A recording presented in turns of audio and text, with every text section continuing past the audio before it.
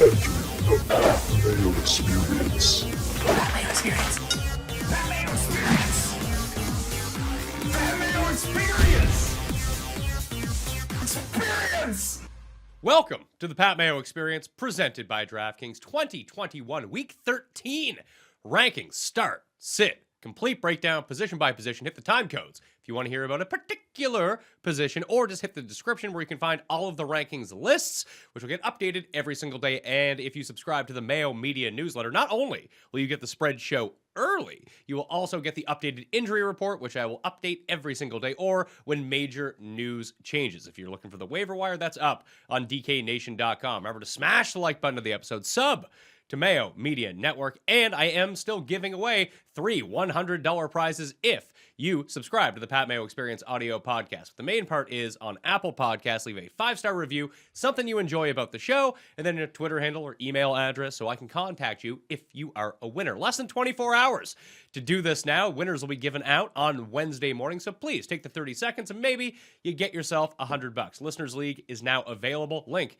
is down in the description as well. Jake Ciely from theathletic.com is on the line. It was a big week for running back injuries, and because Carolina's on bye with Christian McCaffrey now out for the season, I assume Alexander Madison's gone in most leagues. But if it's going to come down between Chuba and Amir Abdullah, where are you leaning here? Because I'm actually leaning towards Amir Abdullah for 2 reasons. One, he's going to be in the game as the pass-catching back, which it looks like Carolina's probably going to be a dog in most of these games going forward. And 2, almost the same thing that happened to McCaffrey is going to happen to Chuba Hubbard. Is part of being the workhorse back isn't just yardage, it's getting these touchdowns. And if Cam is stealing all the goal line touches, how much upside does that really present? I've been laughing this entire intro because including the Carolina backfield, it feels like just doing my show all over again because I'm doing giveaways too. All mine are $50 instead of $3 $50 ones instead of $100 ones. So you beat me on that. But I said the exact same thing with the Carolina backfield and said the same thing in the waiver article is I'm going Abdullah over Hubbard.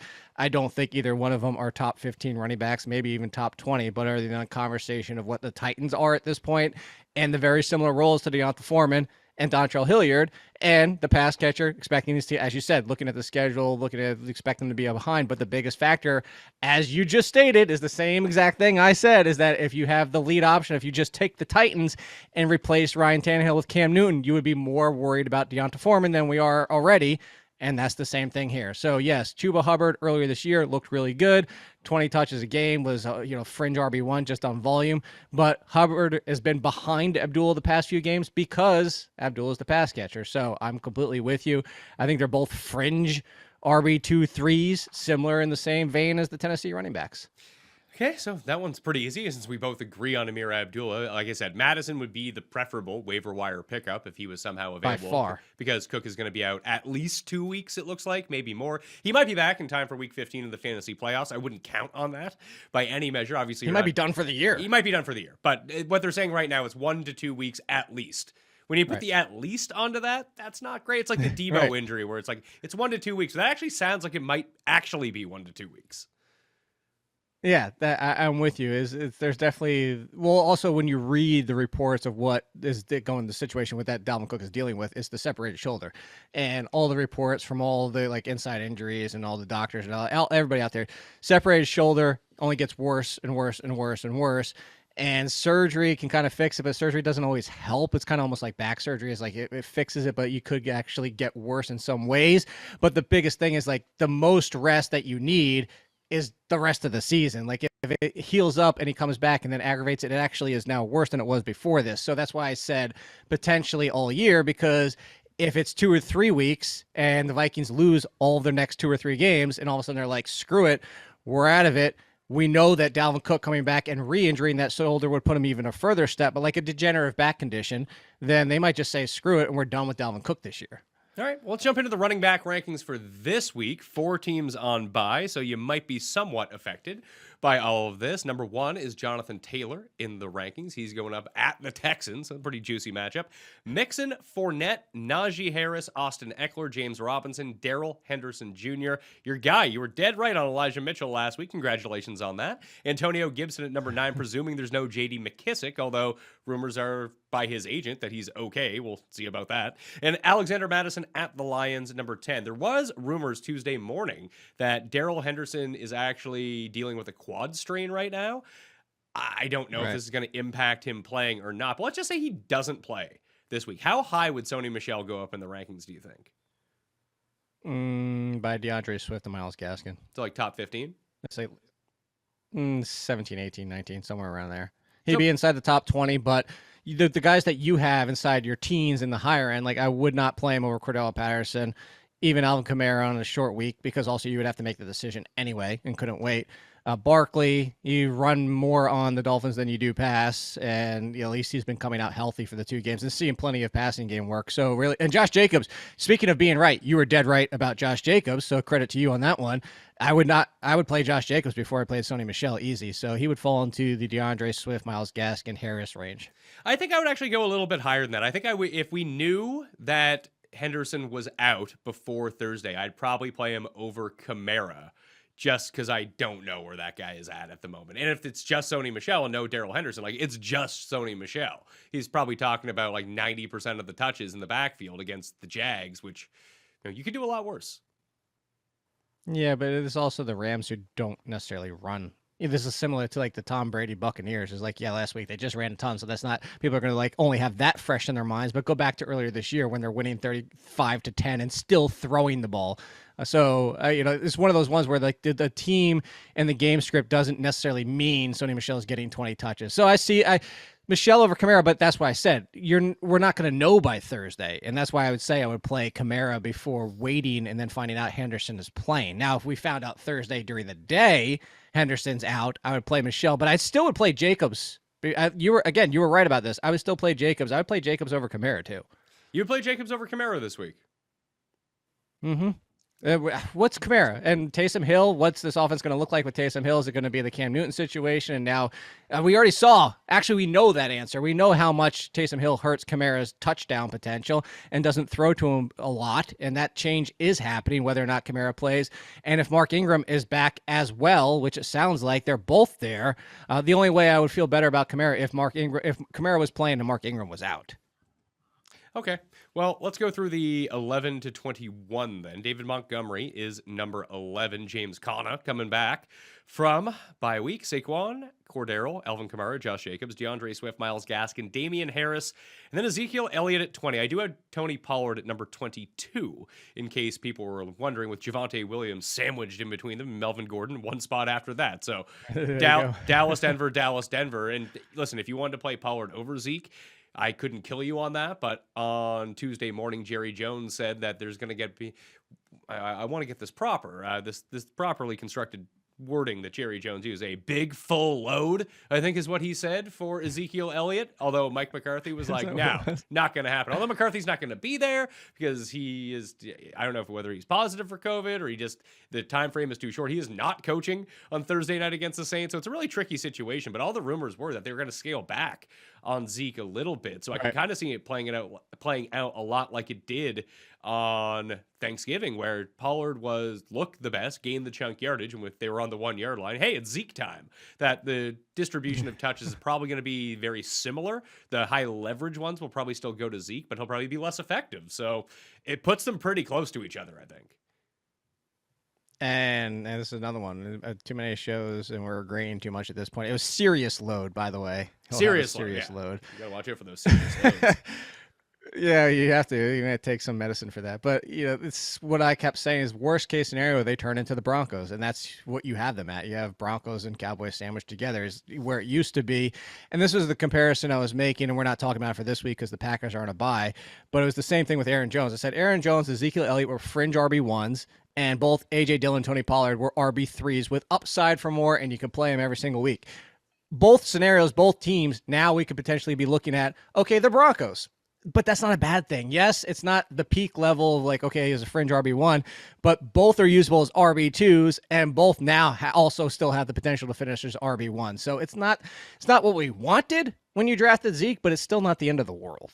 It isn't. And the reason that I have DeAndre Swift so low at number 17 is because I don't know if he's going to play or not with the shoulder injury. They called him day-to-day from Thanksgiving when he had to leave the game. So that's more of a, if he goes and we don't know anything else, he's number 17. If we know that he's like full stop go, he's going up in these rankings against Minnesota. But if we're kind of like squishy, almost like we are with the Dallas guys right now about what their role is really going to be like, is that I trust the guys above him a little more, and Kamara even in that conversation. I didn't put Ingram in the rankings solely, not because I'm against Mark Ingram anymore. I'm trying to feel better about all of this. But where should I put him in if he and Kamara both play? I think Mark Ingram falls into Nyheim Hines, Brandon Bolden, where like low 20s. Right there, or on Kenyon Drake too against Washington. He'd be in that range for me. I think I'd go Ingram over Drake. I have Bolden at number 28 because I think that he's a really good fit for this matchup against Buffalo, especially with the New England being underdogs in this game. Although I think that a lot of the general public will perceive them as favorites. That could just be a very good Bolden game. If it is a bit more like. We've seen high-end running backs torch the Bills so far. We saw Jonathan Taylor do it. We saw Derrick Henry do it. Everyone else in the league has been piss poor against the Bills on the ground. So I know that the New England Patriots have an excellent running game as a collection. How they will individually do against this defense, I really don't know. I'm not from the future, Jake. I don't know these things. But if it does become to a situation where they have to pass, then it's probably going to be Bolden a lot of the time. I tell you what, that'd be nice. Just one day into the future, just one like give me a Monday and just know everything that happened on Sunday. That'd be wonderful. I'm with you. I think this is going to be a curious, messy type of situation that's going to be tough to predict. Maybe they just lean into Damian Harris because he's the best all around, but Stevenson has shown passing game chops better than anybody expected, myself included, coming out of college. And maybe he's the pass catcher, and it's not Bolden in this game. It wouldn't shock me. I don't think that's how it would work as you have. But, hey, this is the Patriots. This is what we've signed up for years on end with the Patriots. Earlier this year, we were happy because it was Damian Harris, and now we're back to being the Patriots and not being able to predict it week in and week out. I would have Harris, and then after that, yeah. And where did you have Harris? You didn't have Harris that much higher. I had Harris at number 19. 19? I think I'd play him behind. I'd play him behind Clyde Edwards-Helaire, even against Denver. I don't know if I'll go that only because of the uncertainty. Just the uncertainty, because I would go with, as you mentioned, we talked about the Denver guys, we talked about the Broncos guys. Even in those, at least with those splits, it's 50-50, both of them, and there's not another person really involved. With Harris, he could. No, I don't think it, and I wouldn't project it.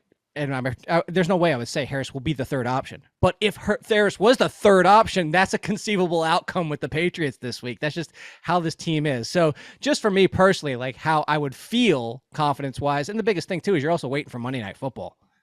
Yes, that's always the problem when it comes to these Monday Night Football. At least we know that he's playing, so that will be good news. And if there's one New England running back that I would pencil in to score a touchdown, it's probably Damian Harris.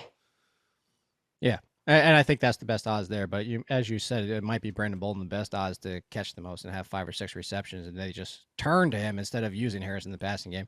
It's just the Patriots. The Patriots are back to being the Patriots, unfortunately. So, okay, let's rejig that then. That puts Myles Gaskin at 18, Zeke at 19, Javonte Williams at 20 into the next 10. Then we have Pollard, Gordon, now Damian Harris, Clyde Edwards-Helaire at number 24, Devontae Freeman, Miles Sanders, Nyheim Hines, Brandon Bolden, Mark Ingram at number 29, and then Kenyon Drake. I'm thinking about bumping Kenyon Drake down 2 behind Boston Scott and Tevin Coleman because apparently Miles Sanders has an ankle injury that was quote-unquote reported after the game, yet no one really knew what it was. It sounded more like, hey, here's an excuse for Miles Sanders for not playing in the fourth quarter. I don't know how hurt he is or isn't at this point, but well, it was earlier in the game. He left and came back. But then he came back and he seemed to be fine. Yeah. Yeah. But this is also the Eagles. And what happens if Jordan Howard returns this week? Then it's worse than the Patriots because it's a headache beyond headaches. So yeah, I don't have a problem where, like, I'm trying to see, you say behind. Yeah. I would start Boston Scott especially against the Jets too. I just thought Boston Scott before I went Drake, and Tevin Coleman. You know, this is what I said to Lauren on the waiver show on my end. Is like I said, Tevin Coleman is essentially the good version of Rex Burkhead. It's volume, but he's actually producing with that volume. Well, producing is pretty subjective depending on what you want.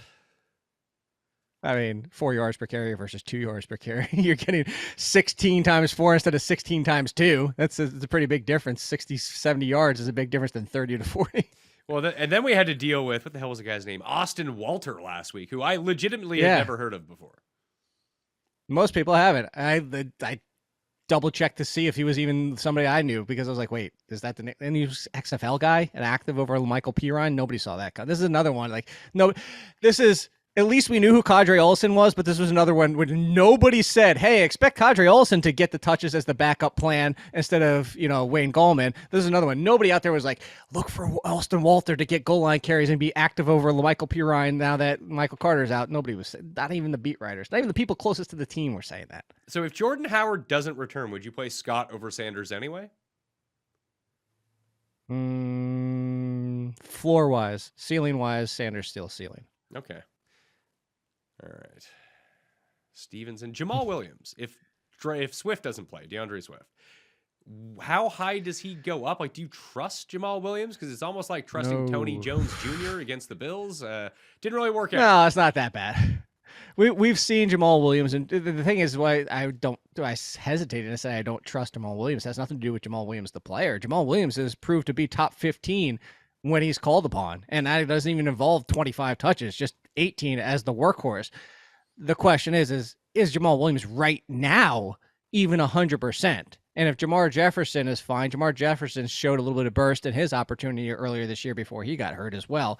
So Jamal Williams would go up to, I'd probably put him in that mix with the Dallas and Denver guys. I wouldn't put him much higher because, hey, you run against the Giants, and Myles Gaskin has been the answer there, and he's been the answer for weeks, although I keep waiting for us to get screwed over by it. But, hey, look, we got the involvement last week with no Duke Johnson because they were in the lead, and the coaching staff even came out and said that's why you didn't see Duke Johnson, because we didn't need the pass. But you saw Lindsey in that game, and still Myles Gaskin dominated. So I'd at least go Gaskin. And then, you know what? Because of the workhorse upside and not worrying about the split with Zeke, I'd probably put him right at 19. But I think Jamar Jefferson would fall into the 30s around Devin Singletary, DJ Dallas type of thing. Do you worry about the Jets running backs that even in a negative game script that Zach Wilson cannot complete a dump-off pass to a running back? He's incapable of it. It's really strange stuff. I'm mostly concerned about Ty Johnson. Last week I said, Ty Johnson, if you want the ceiling, I'm going Ty Johnson over Tevin Coleman, hoping that Zach Wilson was going to show some type of capability doing what you just said and throwing to the running backs. He ruined the pass catchers. He ruined Elijah Moore. You were facing the flippin' Texans, and Elijah Moore goes 4 for, was it 47, 46, somewhere around there. Jamison Crowder, almost nothing. Even if Corey Davis is still out, still don't trust Elijah Moore. I don't know we're talking about wide receivers, but I'm just talking encapsulating this team is Zach Wilson destroys this offense. The only person is Tevin Coleman, and you hope it's not a negative game script because – he would still be the lead, and he would still probably get about 12 carries, but now 12 carries, even at 4 yards a clip, is just he's barely even an RB3 at that point. So, yeah, Zach Wilson ruined this team, and you can make a case to not start anybody, including Tevin Coleman, against the Eagles. The rest of the guys in this 30 range, like Matt Breida, I have as the number 1 Bills running back, which I never thought that I would have. I don't know if Zach Moss is going to be a healthy scratch again or what's going on, but it at least seems like Breida is getting the higher leverage touches, which is really bizarre. I don't want to start any of these guys, as we kind of always point out. And then DJ Dallas, I'm not sure whether or not Homer and Rashad Penny are going to be inactive again, but I would assume that they are. Alex Collins just straight up stinks. At least DJ Dallas might get like he had towards the end of the Monday Night Football game. It's like, oh, dump off, dump off, dump off. Like that's his entire game. Like you're hoping for 7 catches. Yeah, the same thing. So the Matt Breida thing too is what's good is the Patriots against pass catching running backs. That's a lot of upside there in general. So I'm with you though. Is still don't trust the Buffalo Bills running backs. And what's really the difference between Seattle and Houston's backfield is Houston backfield they all suck. But hey, guess what? At least they've been better than the Seahawks running backs. People just see this. It's similar to chasing the Gerald Everett's of the world, and before him, Will Disley's and everything. Everyone's like, oh my God, Seattle Seahawks tight end, so much upside. Yeah, if you involved every single tight end of the history for playing the Seahawks for the past 5 years, you probably have a tight end one. But that's the same thing with the running backs. If it's not Chris Carson, you just could freaking, Voltron them all together and still not get Chris Carson. I think the biggest fight in the history of this show came about Seattle tight ends between you and Garion like 3 years ago. I remember this. It was hilarious just to sit there and listen to you two go at it. Ed Dickson, I have at 16. Big Dick scoring touchdowns last week. I know I'm higher. Only played 20 snaps, but I think he is someone who's going to have that number grow as time continues. But again, there's only so many freaking targets to go around on Seattle. No, hold on. You want to talk about snaps? Let's talk about your number 15. Ben Watson had half the snaps of Josh Hill. You have to play Ed Dickson. The week before, Ben Watson played all the snaps and had a good game. Like, it's just, you're not going to know going into the game. That's my point. What you do know is Ed Dickson is the next tight. Like, Seattle Seahawks tight end is a thing. I mean, it's a real thing. In fairness, Nick Vannett played more snaps than Ed Dickson. Why is it a thing, though? Again, you've on this show have already said that you'd start Tyler Lockett, you'd play David Moore. Now you're saying Seattle tight end is a thing. They're going to throw the ball 20 times. You can't. It doesn't matter. Look, they're ridiculously efficient with it. No, that was the same reason we said that you can't really like Austin Eckler. Like, this isn't a two-way street. They're too efficient for their own good. It can't keep happening. Both of those guys, Ben Watson and Ed Dickson, played the second most tight end snaps on their own team. I just think that they're better than the guy who played more snaps last week. I'd rather play them. I agree with that sentiment. I'm just saying I don't think Seattle tight end is a thing. It's most assuredly not a thing. Disley was a thing. What do they have to do something every game? Oh, they just have. Not really. Will Disley had one good game. Ed Dickson just caught 2 targets for 54 yards and a touchdown. It was the next guy. It's when always did the next Vannett guy. do anything? When has Nick Vannett been a top 10 tight end this season? Go look at the game log. More often than not, I write up this position every week for DraftKings. They do shit all, Jake. This is not a thing. Okay, fine. They never do anything. You're right. 2 weeks. 2 weeks of 8 weeks. Don't be pissed off because you hate Tyler Lockett. They throw the ball 20 times a game. You can't like every fucking player on their team. Dude, we want to beat that into the wall like you did before? That's not an expression. It's the ground. Oh, yeah, it has to be expression now. You're winning this very well. I am. You've slipped you up want to talk twice. about like what, my height or my age or my eyes, or do you want to come at that next? What are we going back to 8th grade? I mean, you're the one who's not arguing the point, so I just like Ben Watson more than Ed Dickson. Is all I'm going to say about this. That's who I would rather play in this situation. It's a 15th tight end. If you need to pick up a tight end and play one, I would pick up Watson before Dickson. After that, I'd pick up Ed Dickson if Ben Watson was out. You could probably just pick up Herndon. I'd much rather pick up Herndon. Sure. I already have Herndon in these situations. There you go. Anyway, defenses, before we get out of here. Mad. Both of you. Mad. It was, because Seattle tight ends, man. All right. Was that 3 years ago already? It was in my old studio. Remember we did the 1 year where it was me and you, and we had a guest. I remember the conversation. Time? Yeah. I think it was 3 years ago. Who knows at this point? It could have been 20 years ago for all I know. Was the internet around 20 years ago? If it was, maybe it was then. I don't know. Anything else on running backs that you think we should bring up here, or is it just like, you're not playing Latavius Murray, you're not playing Mike Davis. Sorry. No. You're not playing really anybody. The only one I would take a shot on is, you hope Tampa Bay continues to roll out leads and Ronald Jones falls into the end zone again. That's really it. I mean, that's once you get to DJ Dallas, which you said, as you mentioned, for the upside of the pass catching. If you get to Jeff Wilson at 40 and go down from there, hopefully you don't need any of them. And if you do, I hate Ronald Jones as much as the next guy, but hey, two weeks in a row he's getting touchdowns because they're just in control. What do we make of Jared Patterson if J.D. McKissick is out? Would it be him to fill, not necessarily the J.D. McKissick pass-catching role, because I don't think that there's anyone on that team that's going to step in and fill that out. Maybe just more targets for Antonio Gibson. But I would expect Patterson to eat into Gibson's workload a little bit. I doubt the guy that they were monitoring all year long because of his shin problem is just like, you know what, 35 touches a game, not a problem, Antonio, go get it. Like, they're going to spell him at some point. They are, and the McKissick injury is not why I've been hammering in the waiver column for 6 weeks now to go get Jarrett Patterson, because that's the thing, as I even mentioned, is even if Gibson is healthy, Washington, as we've just now seen 2 games in a row, Washington is just like, screw it. Like, instead of keeping Gibson in a limited work, like 15 to 20 touches a week and make sure he stays healthy, they're just like, we're going to ride him until he breaks. We don't care if the leg snaps in half. So Jarrett Patterson would be the lead, even if McKissick was healthy.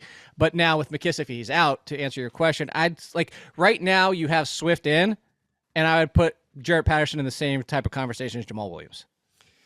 Ooh, I don't know if he possesses that sort of upside, because at least the one thing that I would like about Williams in this spot is that I do expect them to spell DeAndre Swift in this specific scenario in which I've done the rankings. But at least he catches passes, where I just don't know if that's just a part of Patterson's game. They have not shown any inclination that they're going to throw to him. Maybe that now changes because there's no McKissick, right. but I just haven't seen it, where I have seen it. At least that it's not a great floor, but at least it is a floor for Jamal Williams. Yeah, but it's not the most attractive floor. No, but you know, it's glued. Talk to about low 30s, but it's glued to the foundation. I mean, if you're dealing with Jarrett Patterson, you just might be like strolling through the house, and then boom, you're into like the black hole, like Ozzie Smith on The Simpsons. Jarrett Patterson's not that bad. Jarrett Patterson's a solid running back. But that's not what I'm saying, though. But what I'm saying, like in terms of floor, like he might not get a touch for all we know. Like, who knows what's going on in Washington now? So, okay, so you're saying like Antonio Gibson might walk into like the Christian McCaffrey type role of like 95% of the snaps. Like that's in the range of outcomes, at least the way I see it. Sure. And that's why I'd say put him right behind Jamal Williams. Is he's in the conversation with the Buffalo guys who all might not get but 2 touches. So that's why I would say low 30s. Okay. I mean, I can get on board with that. I got to give that some more thought throughout the course of the week. Fortunately, don't need to set your rosters today. And if you have to set your rosters with Jarrett Patterson in them, probably not the best idea in the world. I do want to talk about handcuffs, though. You're not in contention. No, yeah, you're out of it. Don't worry about it. In terms of running back handcuffs, I was trying to talk through them on the waiver wire show that I did on Monday, and then after I finished recording, Christian McCaffrey was out for the year. All of a sudden, Miles Sanders is hurt. Then Darrell Henderson is hurt, and we don't know the extent of any of these things. But like now is the time to get rid of the David Johnsons of the world, the Rex Burkheads of the world. Hell, even if you're not playing Tevin Coleman, you don't need Tevin Coleman. You are better off, as we just saw with Alexander Madison or Sony Michel, or hell, even Boston Scott at this point, or Jared Patterson. All of these high-end handcuffs are the ones that you actually want on your bench if they're taking the place of some useless guy just to fill out roster space. You don't need a wide receiver 5. You don't. Not this time. Like, pick up San Francisco's defense right now so you can play them throughout the fantasy playoffs. So just keep them on your bench if you don't want to play them this week. But now you have them, and then your opponents can't have them to play against you. Obviously, if you're in a pinch and you need to play someone, this doesn't apply to you. But if you are coasting to the playoffs, make your roster, maximize the upside of your roster now so you're not scrambling to do it 3 weeks from now when you could have done it now. All right, so back here. I'm waiting to get... There we go. Thank you.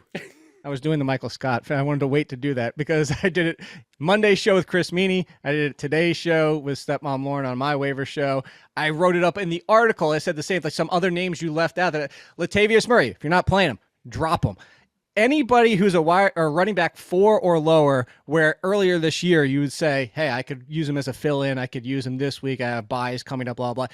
If he's a buy conversation only, you drop him now because Madison shouldn't have been out there. Whether it was Hubbard or Abdullah at this point, shouldn't have been out there. The list that I have, Darrell Williams, Ronald Jones, Jeff Wilson, Herbert, Booker, Hyde, Dearness Johnson, if either of them gets hurt, these guys should not be on waivers at this point. Made it easy for everyone. I like it. That's what people should go do right now. Well, not like right. Actually, you've already watched like 25 minutes of this video. And you're good. You pause. Right do the Hulk. Pause the video. Go read the article, and then come back and rate and subscribe. That's what he always says. You don't need to come back. Just smash the like on your way out and sub to the channel, and you'll be good to go. And now, listen, while you're out looking and picking these guys up, go rate and review the Pat Mayo Experience podcast on Apple Podcasts. 5 stars, something nice, Twitter handle, email address, boom, and you're in that draw for one of 3 $100 giveaways to be announced on tomorrow morning's show. Wide receiver rankings for the week. I got Cooper Kupp at number 1, Justin Jefferson at number 2, Mike Evans at number 3, Deontay Johnson, Terry McLaurin, Tyreek Hill. I can never. Hill's always a tough one against Denver for me. You're not sitting Hill, so he's going to be ranked number 6. But it's like 200 yards or 30 yards, it feels like, with Hill against Denver. Diggs, number 7, Hollywood Brown, Keenan Allen, DeAndre Hopkins, who I'm just assuming is playing at this point. Like that, or he's out for the year, right? I mean, at this point, DeAndre Hopkins and Kyler Murray, they're coming back this week. Really, the same thing you just said. Like they're coming back this week, right? Question mark. They're supposed to be coming back. The line and spread in the Arizona game indicates that Kyler Murray is playing quarterback this week. So, what is it? 8.5? Yeah, I believe it's 9.5 now. There you go. Yeah, that would point to them playing. Yeah, for sure. Yeah, because if it was Colt McCoy, it'd probably be like 6.5 or 5.5 or something. I was thinking 4.5. Yeah, but they've been winning with Colt McCoy. They've been winning, but this underrated. So I think the interesting thing here is you got a second part of this conversation coming into it. Is does this include Justin Fields in the assumption or Andy Dalton? Andy Dalton. You don't think we get Justin Fields back this week? No, he has cracked ribs. It's the same injury that Tua had earlier this year. I mean, obviously every cracked rib is different, but I can't imagine. Yeah, but then Tua came back in that game for Jacoby Brissett. And was like, I'm 100% fine. No, that was the game where he had the broken finger. He went on IR for his broken rib. Oh yeah, you're right. Yeah, so, okay, you are correct, sir. And I would not think that the team with probably the most devastating pass rush in football is where you want to throw Justin Fields with cracked ribs against. No, that's a good call. Yeah, I see. Yeah, you're right. And hey, the 3 best games that the Bears have had in terms of EPA per play this season have come with Andy Dalton at quarterback. That is true. And Andy Dalton did make Cole Kmet a good thing this week. Great streamer. I mean, if I was coaching the Bears and Justin Fields was fine, Justin Fields would be playing. However, as a fantasy owner, I prefer Andy Dalton playing quarterback. He's better for everyone else who isn't Justin Fields. Oh, he's better for 2 people. He's better for Darnell Mooney and Cole Kmet. At this point, Allen Robinson can't. He's not. You might as well put him in worse place. Well, he's just not playing. So that's tough. No, I know, but even before this, I'm just saying, like he's been donezo. Him and Cortland Sutton this year, and Robbie Anderson. Those would be the 3 biggest wide receiver misses this year, I think. Well, Sutton was fine when Judy was out. As soon as Judy played and then got hurt, then he was only okay. He was fine. Like, he was very playable when Judy was out. He's like not even rosterable while Judy is back. But really, no one on Denver. That's really the problem on Denver. No one on Denver had more than 4 targets last week. You know who was worse than that? The Titans. Well, they just have everyone is healthy on the Broncos. I know. I'm just saying 3 of the top 5 receivers, and that's why I didn't say wide receivers. 3 of the top 5 receivers for the Titans were tight ends last week, and nobody had more than 2 catches. 11 to 20. I got Thielen at 11, Michael Pittman at number 12, Godwin, CeeDee Lamb, Jamar Chase, T. Higgins, so the Bengals guys back-to-back against the Chargers, Jalen Waddle, Brandon Ayuk with no Deebo Samuel. Not that Deebo Samuel was like playing receiver at all, but so Ayuk at number 18, Tyler Lockett at number 19, Mike Williams at number 20. Then I have Hunter Renfrow. I have Antonio Brown at number 22. He's another one who's expected to play this week, at least by early week rumors, but we'll see how that goes. Obviously, I'll update these, but if Antonio Brown is playing, I am playing Antonio Brown. I think you pretty much have to play Antonio Brown. What he was before this. The funny thing is when you first were running through your rankings, you had Mike Evans at 3, and I saw Godwin at 13, and I said, oh, he must not have Antonio Brown in his rankings. That was my initial reaction. No, the Bucs are going to beat the crap out of the Falcons. Certainly fair, but I think what we've seen is that Antonio Brown takes a chunk away, more so from Godwin. But I don't know. Look, they just beat the crap last week, and it was all Leonard Fournette. I'm not saying they expect that going forward, but I just don't. I wouldn't have Mike Evans inside my top 5, and I wouldn't have Chris Godwin at 13. They're not moving him down a ton, but I would tick them down a bit if Antonio Brown's playing. I guess it's one of these situations where you're not going to bench them either way. So really, what's the difference between 5 and 9? I mean, well, the difference might be somebody's loaded at wide receiver. I guess so. Listen, if you're that loaded at wide receiver, it's really tough to make a bad choice. Yeah, so that's the thing is, who was somebody was like, ah, man, 18 leagues are so 8 team leagues are so frustrating. It's like I feel like I always pick the wrong guy. It's like, yeah, that's what happens. Is because if you are loaded at wide receiver, you end up you try to play matchups, you try to play strategy, and then more often than not you pick the wrong guy. It's like when you have 2 tight ends in that Higbee, like Logan Thomas, Dalton Schultz range. Is like just go with one and just stick with the one for the rest of the year. Yeah, hopefully you get lucky and you pick the right one. Because you just don't want to, because this happened to me, and I actually have one team that is like loaded. Not so much now that Dalvin Cook is hurt and DeAndre Swift is hurt and Debo is hurt. Going into last week, looked pretty good on paper.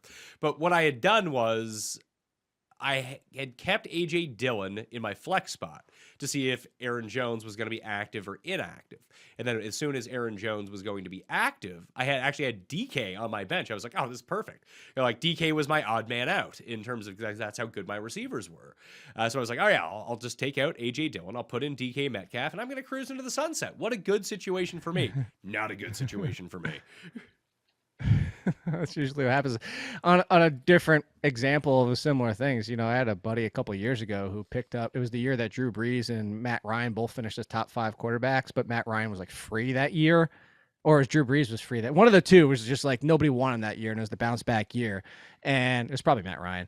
And that was the thing is like he tried to keep playing, like always kept picking the wrong one. Like the other one on the bench would be the one that scored 30 that week. Yeah, always. I think that we talk about this every year during draft season.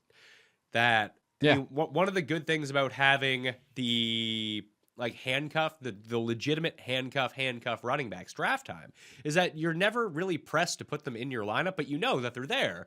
That the moment that they become viable, they are in your lineup, and that's a very easy decision to make.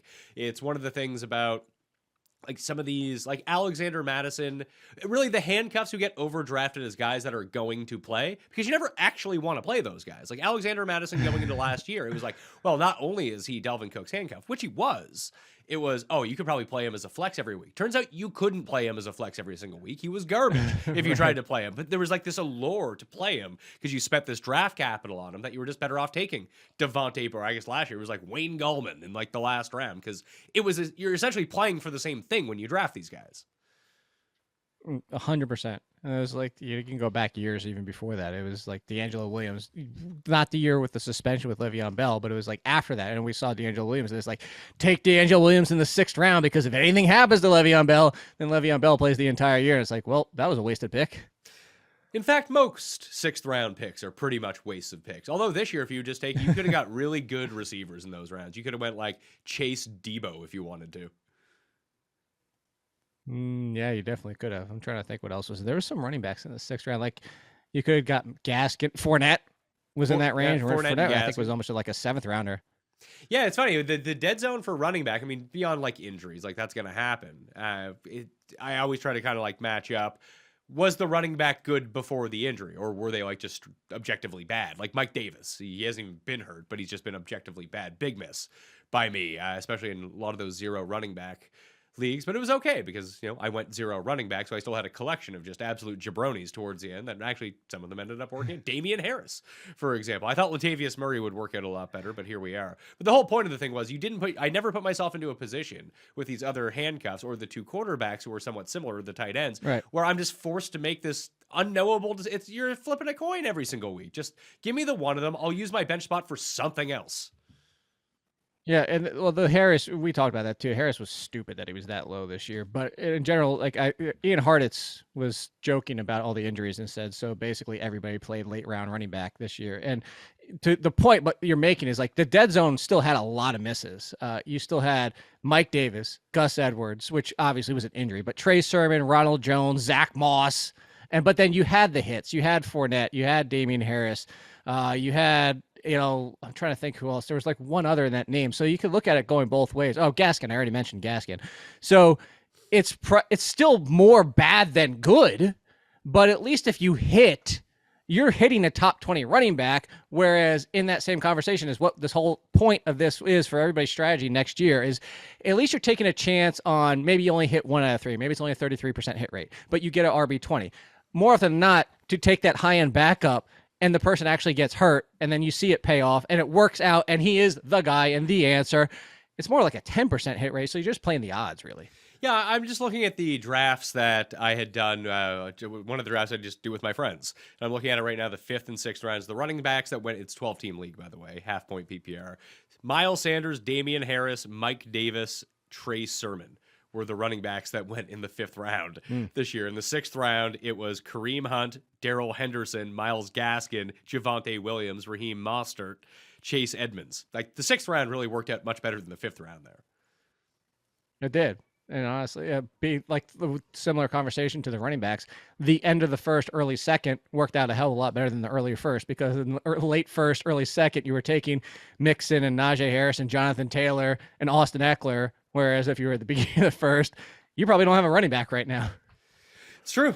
I'm just trying to look down. There was no running backs in the 7th. Then it was like Sony Michel, Ronald Jones, A.J. Dillon in the 8th. And then you start getting into your really ugly. Your Madisons, Michael Carters, Kenyon Drake, Singletary, James Conner in the 10th. Like, yeah, 10 and beyond is really where you wanted to be this year for running back if you didn't end up with like Mixon or Najee or Jonathan Taylor. And those guys, like you said, were going at like the back end. Like in this one, Jonathan Taylor slipped to pick 3 of the 2nd round. Mixon went after him. Najee went after that. Yeah. So it was kind of crazy because everyone started being like, oh, well, after my best teams this year are my Mixon, Eckler, Taylor, Harris. Obviously, I mean, you could just look back, but those are the best teams because when I was at the end of the first round, because you know my draft style is I went running back at the end of the first round because by that point Devontae Adams was gone, and I think there was like usually one other wide receiver was Tyreek Hill was usually off the board at that point, and Travis Kelce. A lot of times I told you I was going to do your strategy. There's a lot of times where I said if he got to the turn, I would take Travis Kelce, but a lot of people were taking Travis Kelce as like the 7th, 8th, 9th pick. So I have a lot of teams on the back end that started with those 2 of those 4 running backs, and it's glorious. Now, is that going to happen every single year? But no, this is just more of a hindsight talk that we're having before anybody thinks that we're like, victory lapping anything. No. Well, I'm just trying to think of where McCaffrey goes next year in the draft because I tweeted that out yesterday. Oh, I could pull it up. I did a poll yesterday because I was curious. I said, does he go? The 4 options I gave was late first or mid first, late first, 2nd round, or I don't care because I'm not drafting him. So I could see if I could find the poll because I put that out yesterday to see what the most common answer was. What do you think the most common answer was? Probably 2nd round. I still think I'd take him like 4th overall. I think, well, what if you knew it was a completely healthy offseason and unlike Barkley, he was ready for week 1? Yeah, like number 4 overall. Maybe number 3. 4? Like I'd probably take Jonathan Taylor. I'd take Najee Harris over him just because they have the same role essentially in their offense as McCaffrey does. Would you take Barkley not hurt and no Jason Garrett, or would you take Christian McCaffrey? I'd take McCaffrey. It'd be like because Henry should be back by then, so it'd probably Henry over him. That would put him at number 4. Like I think he's in that mix with like Eckler and Barkley and those guys. Mixon. Yeah, so mid first is what 32% people said mid first, 29% said late first, and then 2nd was 15%. And then who cares? Won't be me was 24%. He is someone that like when the first like quote unquote consensus rankings come out, he's gonna be like number 9 overall, Christian McCaffrey, and then there it is right there on the screen. Nice work. There you Paul. go. Nice work. But by the time that like drafts actually come around, people will talk themselves into Christian McCaffrey 100% because you just fall in love with. Even when he is like, what has he played? Like 3 full games this season? Was he averaging like 28 points a game or something stupid? And didn't even score a touchdown in some of them. I know. It's the same argument for the Saquon Barkley, though, is the people that fell in love with, and I was one of them. And it was going to work out just fine if he didn't step backwards into that guy's leg or foot when he twisted his ankle. It was exactly what I said. I'm willing to take Barkley at 6 or 7 because I will wait till the end of September to get the 100% Barkley that we can get.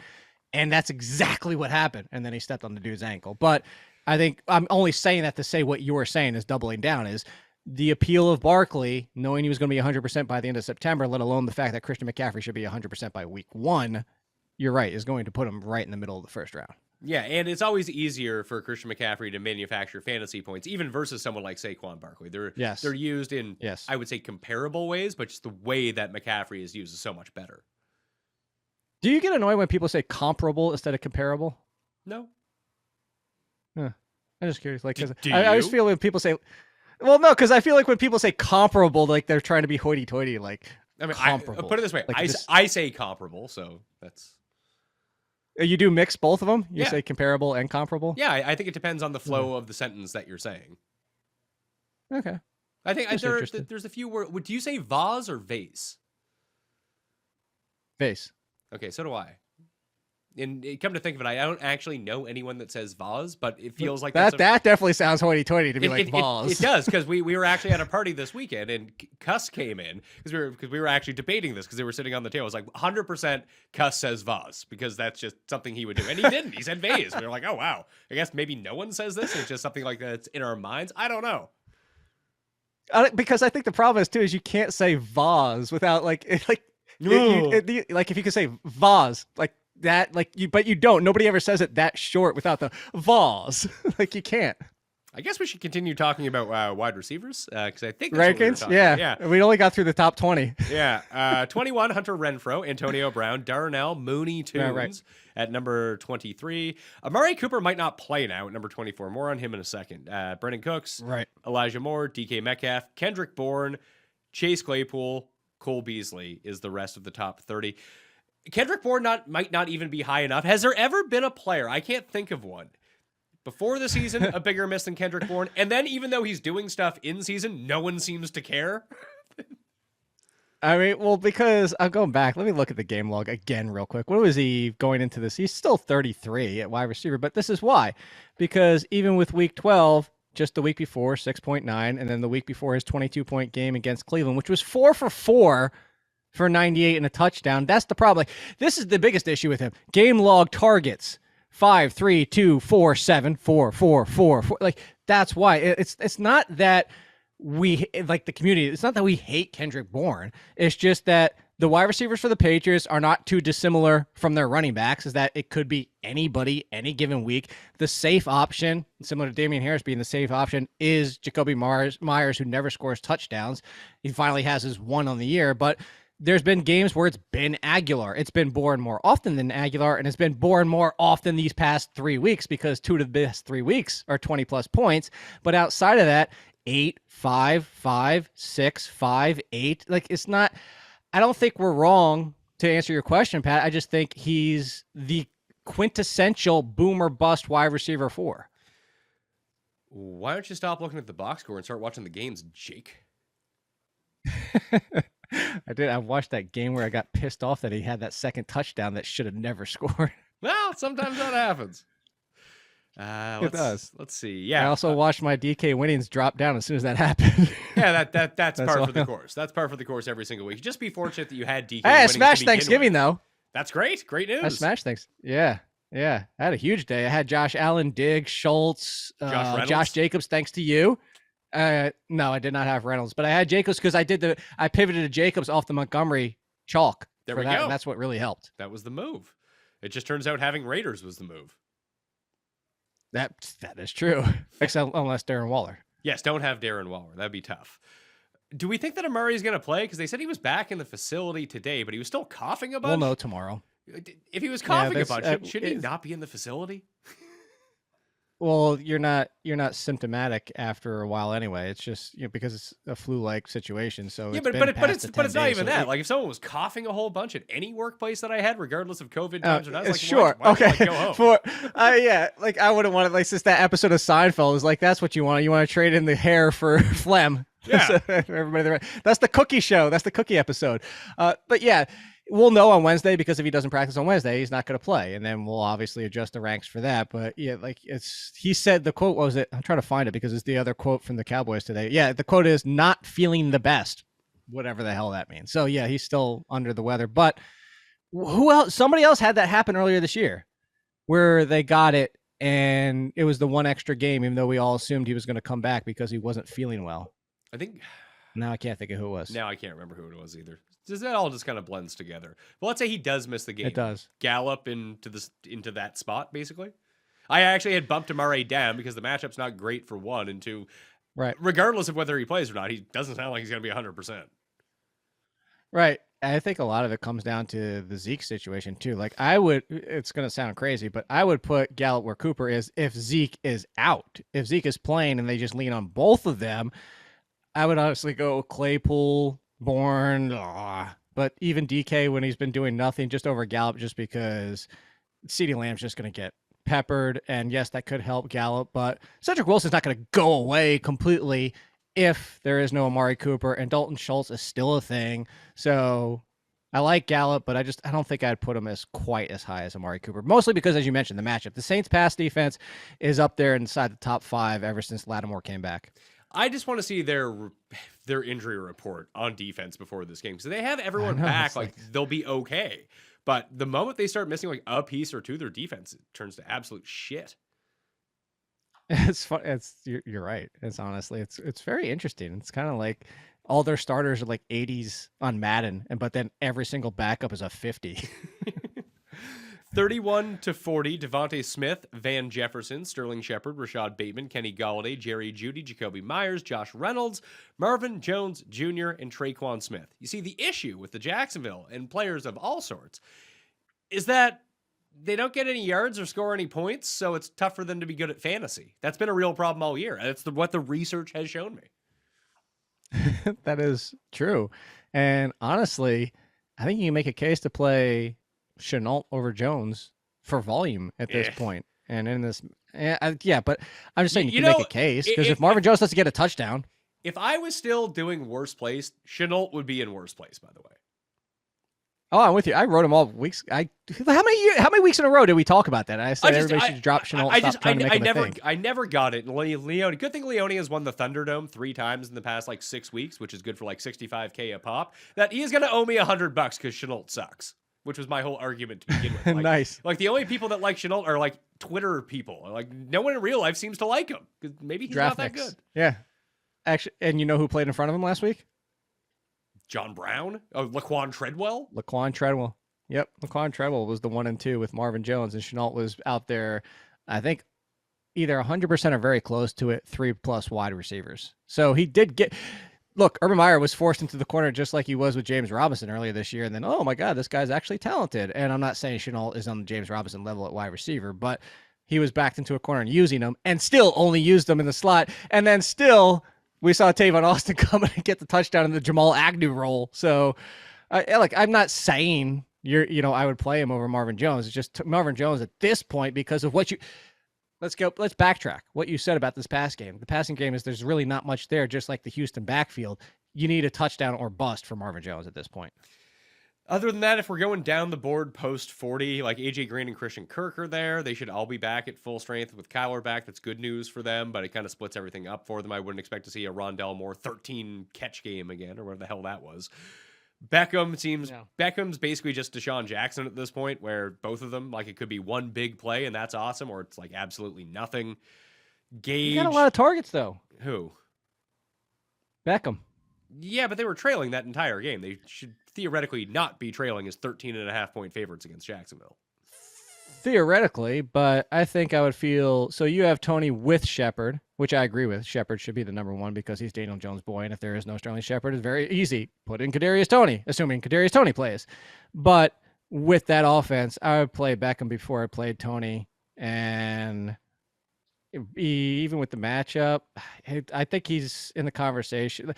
The biggest thing is I want to push Emmanuel Sanders. Emmanuel Sanders has been nothing. I said that to you last week. Emmanuel Sanders has been doing nothing this year outside the games he scores a touchdown. So Emmanuel Sanders behind the Arizona guys and behind Odell Beckham. Okay, who is in front of Kadarius Toney. I can bump down Sanders. I'll bump down Sanders to number 47. Now watch Emmanuel Sanders score a touchdown this week. Of course. Everybody out there bet Emmanuel Sanders anytime touchdown. It's gotta be like plus. Well, that's what I was thinking about Tyler Boyd this week, because I have Tyler Boyd at number 45 now in the rankings. Not just he's always the man who gets left out, and every time that you try to play him, like Uzma scores 2 touchdowns. But I do think that like Burrow, Chase, Higgins is going to be a very popular DraftKings stack this week, which inevitably means it's a great week for Tyler Boyd because no one will play him. Sure. There is one I want to go back to that we didn't get back to in the 20s. Way too high. Elijah Moore? The quarterback, and Darius Slay. The quarterback and Darius Slay. Elijah Moore is outside. If Corey Davis was playing, I wouldn't even put Corey Davis inside the top 30. Darius Slay plus Zach Wilson equals I'm not starting a Jets wide receiver. And I love Elijah Moore. You know I love Elijah Moore. Look, I keep ranking him up here every single week, and it had basically the moment the Zach 4 for 47. Yeah, listen, sometimes guys have bad games. It happens. They were I trying would to play get Sterling Shepard over him, no question. I would not. I'm going to stick it with my guy Elijah Moore here. He's been carrying a few of my teams. Him and Hunter Renfrow have been really my guys this year. You didn't carry him last week. He didn't, but for the 4 weeks previous to that, he did. What? So he has one bad week and now he sucks again? Yeah, because Zach Wilson's back and now he's facing Darius Slay. I would play Jerry Jeudy over him. Not playing Jerry Jeudy over him. It's crazy talk. Okay. With the reinvigorated Chiefs defense? There's way too many names in this list that I would start over Elijah Moore. So we'll say that we'll make the bet Elijah Moore does. I'll even give you 34.5. He doesn't finish inside the top 34. Deal. I will take inside the top 34.5. There you go. There we are. I'm going to put my trust in my guy, Elijah Moore. It really worked out well. The week that he started going off was the week that I traded for him in my keeper league because Cust had given up on him because he wasn't playing well. So Cust... I picked him up for free. Yeah, well Cust obviously had him because he's a Jets fan, but then he got so pissed off at the Jets, he traded me Elijah Moore. Then he started playing great. Oh, there you go. Okay, can you just do that for everybody that's on Cust's team? You just this is like getting away from Gase. Get everybody off Cust's team and then do amazing. It's not bad. Like he because it's the keeper league, we have these wonky rules. He wasn't playing Jamar Chase ever because he was keeping him for next year. And then the moment he started playing Jamar Chase, I think it was like week 7 was the first time he played Jamar Chase, and Chase hasn't been good since. He's been fine. He's been Adam Thielen since. Yeah, but he hasn't been 34 fantasy points top a game. 5. Yeah. Tight ends for the week. Yes. Let's see, Travis Kleiss. I think that's his name. He's number 1. Mark Andrews, George Kittle, Gesicki against the Giants. Dallas Goedert, Rob Gronkowski, TJ Hawkinson, Pat Firemouth, Foster Moreau, and Dawson Knox is my top 10. You already had the 2 guys I was hoping that you had too low, but you can't. Who? I said it on the waiver show. I said, get ready. Foster Moreau is going to be inside my top 10 tight ends this week. Yeah, I couldn't figure out how high to put him because Gronk has really been doing work since he came back. So, and I think points per game, he's number 1 this year, isn't he, at tight end? Points per game? I don't know. I can check with that. It's close, if not number 1. But yeah, the thing with Foster Moreau is that one game Waller was out, 100% of the snaps. Rob Gronkowski's second, 1.1 behind Kelsey in points per game. Yeah, now if he had only played more than like 4 games, then we'd have something here. Well, every time that he plays, you want to play him. What if we chopped out the game where he got hurt against the Saints, and that's the 0 for 0, where he came back and didn't make it through, right? He came back in that game and didn't make it through the entire thing, right? He left early, if I'm remembering correctly, right? I think that was the game. That was the game after he had gotten hurt and tried to come back and play, and then he didn't play again for like 4 weeks. Right. That's what I'm saying. So if you toss that game out, then he would be number 1 in points per game, but that's getting included because that's a 0.0. But anyway, point being, Foster Moreau is out there 100% of the time.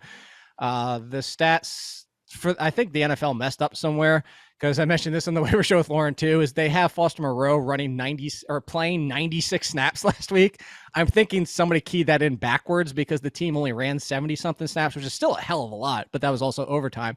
Point being, even if it was 69 snaps, he was out there for almost 100% of the time in a game that Darren Waller was playing for part of it. So yeah, Foster Moreau I like. There is one that I saw that I would push a little bit higher, but you haven't mentioned his name yet. I have 77 snaps for Foster Moreau. That sounds more reasonable. Yeah, 89% of the snaps. I mean, more reasonable than 96. Well, how many total plays did they run? 87? I thought it was 70 something. No, I have them at 80. I'm looking at Pro Football Reference. They have them at 87 plays that they ran. Do they? I'd have to check though. The one I'm looking at has them at 77 plays. So the one I'm looking at, that means he played 100% of the snaps. Well, that's good. But the one I'm looking at doesn't include field goals, punts. No, it's only that's just plays. offensive snaps. Well, I can probably just try to look for it here. Let's see. Passing attempts. So 77.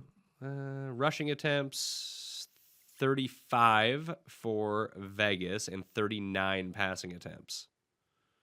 Then there's like other plays, sacks and stuff like that. Yeah, it doesn't seem like 74. Yeah, it doesn't seem like 87 is going to be the number with the sacks in there. It's probably the Foster Moreau numbers are like just off. Yeah, something happened. Just something. I think everyone was just too like tired midway through Thanksgiving to punch in the right numbers for that game. It was like 2 for every 1 snap for Foster, or like whatever it might be. But anyway, for your 11 through 20, if you want to hit those, because I do want to argue for one player to be higher. Sure. Ertz, Pitts, Schultz, Logan Thomas, Hunter Henry, Tyler Higbee, Cole Kmet, the Irish assassin, James O'Shaughnessy, in place of Tarzan Dan Arnold, Noah Fant, and CJ Uzma. Logan Thomas was very clearly on a pitch count on Monday night. Maybe that changes, but when you're only playing like half the snaps, that's not great. Yeah, that's what I was going to make the case. As he was on a pitch count first game back. So was Curtis Samuel, clearly. Came out of the game healthy, had that touchdown that got wiped away. That was a touchdown that still held for, what was it, the Browns, I think it was? The one that skipped off the ground is still held for them, but it doesn't hold for Logan Thomas. Point being, people would be having a different perception. I'm not saying what you just said is wrong. People would have a different perception of Logan Thomas after that. But at this point, you take the name off the jersey, Logan Thomas over Kyle Pitts. Dalton Schultz over Kyle Pitts. Kyle Pitts is too high at this point. All right, so we'll just drop down Kyle Pitts. I'll put him below Hunter Henry. He's getting the Hawkinson. He's getting triple covered because they have nobody else to throw to. I mean, good news for... You'd think Zacchaeus would eventually do something, but he just can't. It's like Russell Gage. He did one game. In one game. That was very nice. They were just like 2 really short touchdowns, but that's it. Yeah, I'll drop Pitts to 14. Good enough. I don't want to... And that's the thing is I would play Firemouth and Moreau over Hawkinson at this point, too. I know it's Minnesota, but Hawkinson is just... Jared Goff is killing that team. Jared Goff is killing TJ Hawkinson. TJ Hawkinson got his day saved by a touchdown. I got a text from like 3 different people on Thanksgiving, like, Hawkinson's killing me. I can't believe I'm so blah, blah, blah. And then he got the touchdown that saved his day. But without a touchdown, Hawkinson is essentially Marvin Jones. Without a touchdown, he's worthless. Quarterbacks for the week. I got Brady at number 1. They let the running backs feast on some touchdowns last week. But he sucks now. It's going to be Brady time this week. I mean, he's so bad. He's the overwhelming MVP favorite at this point. Lamar Jackson, number 2. Jalen Hurts, number 3. Herbert, Mahomes. They both suck too. Yeah, terrible. Cut them. Mahomes at number 5. Kyler Murray at number 6. Josh Allen, Joe Burrow, Carson Wentz, and Kirk Cousins at number 10. I got Jimmy G at number 11. Jimmy G and the 49ers defense. You probably don't want to pick like both of them up. Maybe you do. But like for playoff schedules, that's the team with the playoff schedule. Pizzola actually brought it to our attention last week on the Best Bet Show, and I bet them live on air 60-1 to win the Super Bowl. Hopefully that can come through. Nice. They're down to 28-1 now. Yeah. After one win. Are they? Have one win. It makes the difference. So that's because the NFC is pretty much almost wide open. We're assuming Arizona is the favorite, winning without Kyler Murray, but they're beatable on top of it. But yeah, I think Jimmy G is interesting. Stafford, Dak Prescott, Dak's got, I guess, the Saints, and he just hasn't. He also hasn't looked like he looked fine, I guess, against the Raiders, but he was still off. So the one I'm gonna make a case for, Tua, and I understand I understand the floor, but Taysom Hill for his rushing upside.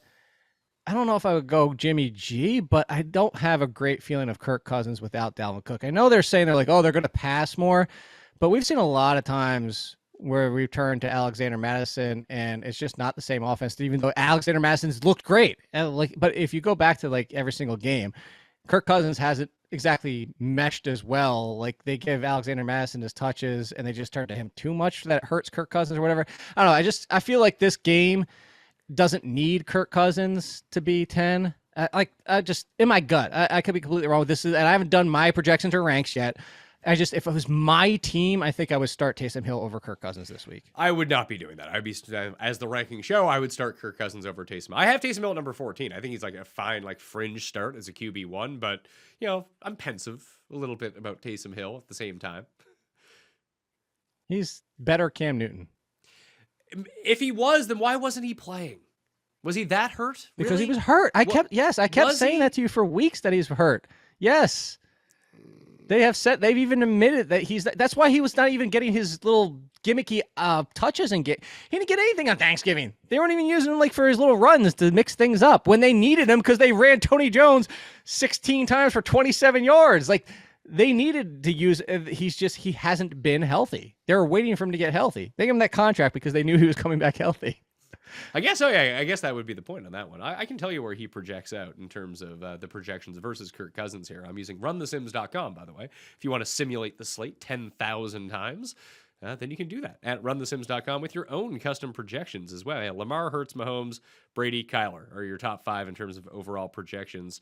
Cousins is actually one spot behind Heineke in terms of the projections, and I don't have Taysom Hill is just after that. Yeah, he's right by Joe Burrow and Daniel Jones as like number 13, 14 in terms of projections. Now, I can always adjust those to make him a lot higher.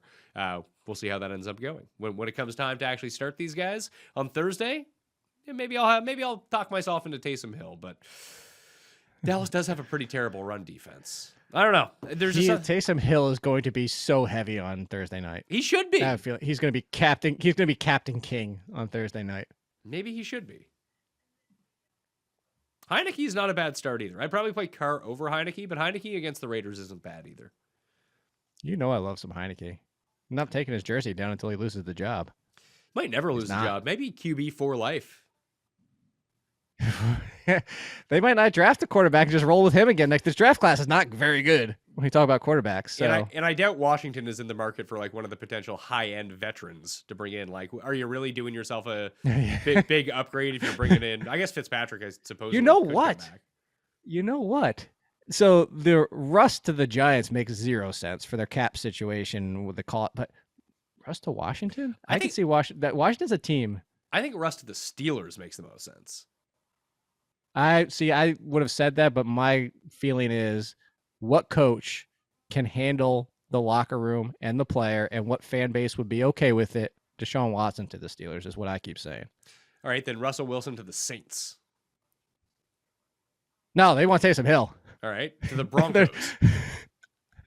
I can see the Broncos. The Broncos do make sense, but I think Panthers? Washington could be in play for Russ. Yeah, Washington should be in play for us. We'll see how it goes. The Giants should be in play for us too, like you said. Like they should be, but we'll see. They can't because Gettleman basically lit the house on fire as he walked out the front door. They have 6 players accounting for almost $110 million next year. If they don't get rid of Shepard, they have 7 accounting for about 115 to 120. They can't even get Russ in there. They're getting rid of Shepard. Like he's gone.